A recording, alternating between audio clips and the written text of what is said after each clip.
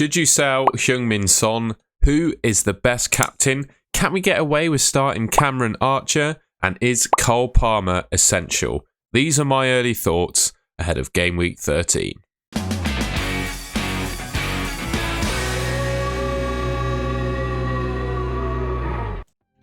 Now, there's been some pictures circulating on Twitter recently of Heung-min Son looking like he picked up an injury during the international break.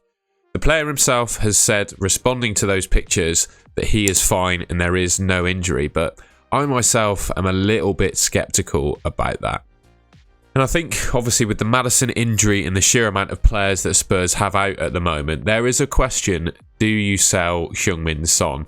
Now, I thought I'd put together a list of pros and cons and show you the stats that he's accumulated across the season. We've got expected returns per 90 with or without Maddison, that you can see in the bottom right-hand corner there.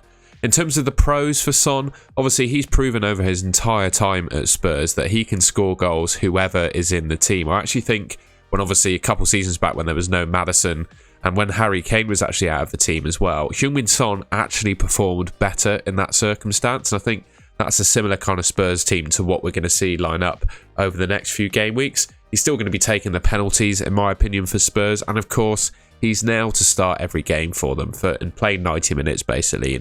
He is just a completely nailed player. In terms of the cons, obviously no Maddison. I think Maddison has been so important to the way that Spurs have been playing so far this season. It looks like he's going to be out until at least next year, the beginning of next year. We've only got one game of sample size, well, sample data basically, without Maddison in the team for Spurs. But you can see in the bottom right, 0.62 expected returns per 90 for Son with Maddison in the team. That one game against Wolves, it's only one game, so you can't read too much into it, but it was only 0.17. Mixed into the next four fixtures, they've got Man City and Newcastle, and at 9.7 million, I know he's playing centre forward for Spurs, right? So that is going for him. He is quite expensive now. For me, I don't think I'd be in a major rush to sell Heung-min Son, but I think there are better options if you're looking for a midfielder to buy. So my conclusion, I wouldn't buy him, I wouldn't sell him. Now, I wondered if you could do me a favour. If you're enjoying the video so far, please make sure to leave a like rating, subscribe to the channel as well, set the notification bell so you can see when I upload next. If you're really enjoying the video, please consider joining as a channel member. You'll get early access to all of my videos, and when I deadline stream, I'll give you priority when I rate people's teams in Draft Hound. You can also, if you want to support the channel in a different way, check out my shop down below. You can buy yourself a golden goal sticker or a mug. All right, back to the video. I think the captaincy for Game Week 13 is between two players. I really think the Liverpool and Man City fixture is one to target. Some on Twitter and around the world are saying it's not going to be a very high scoring game, but I beg to differ. When you look at the history of the fixture, it seems to be a really high scoring game. So I think there are points in it for both Salah and Haaland. Looking at the rest of the options, Saka, Son, Bowen and Watkins, yes, they're viable, but I think there are two, Haaland and Salah are the two best in my opinion. So let's compare them both then. Obviously they're playing each other, so a bit of fixture analysis is a bit weird to do, but it obviously totally makes sense because they all have their, they each have their own individual fixture, right? Salah, he's got Man City away. They have an expected goals conceded this season of 11.27. They're the second best defence in the league for that stat behind Arsenal. Liverpool have an expected goals conceded of 15.58. So there's a clear difference basically there, in my opinion at least, in terms of the quality of their defences. They both started the same number of games, played 12. Haaland scored 13 compared to Salah's 10. Salah's got one more assist than Haaland, 4-3. Haaland winning in terms of expected goals by quite some margin, nearly 50% above Salah, 12 compared to 7. Expected assists, Salah sits on 3.3 with Haaland on 0.9. You look at the expected returns per 90 though, Haaland comes out on top. I think with the fact that the fixture is at the Etihad, Liverpool being a slightly, well, according to these stats, a bit more of a worse defence than you might expect than Man City. I think Haaland's probably the best captain when you look at all those stats. But yeah, that's just my opinion. Let me know in the comments what you think. So I think it's fair to say quite a lot of the people watching this video probably have Cameron Archer sitting on their bench at the moment. With this fixture against Bournemouth in Game Week 13, there's a bit of a question, can you get away with starting him? Alright, so I've got to admit, his stats so far this season aren't really that impressive at all.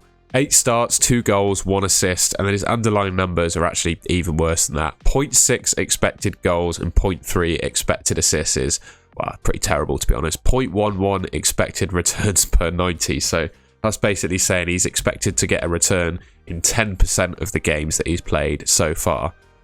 Bournemouth, as I showed earlier, are the 3rd worst defence in the Premier League. Here's the top 10 worst defences. They've conceded 27 goals from around 27 expected goals conceded. Only Sheffield United themselves and Luton are worse defences. However, looking at the attacks, unfortunately, Sheffield United are the worst attack in the league as well. Only 9.23 expected goals.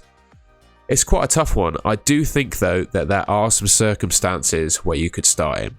It's hardly a glorifying review, but one of them is if the alternative is taking a hit, right? I think if you've got multiple players out injured, you need to take a hit to field an 11, but you've got Cameron Archer sitting on your bench.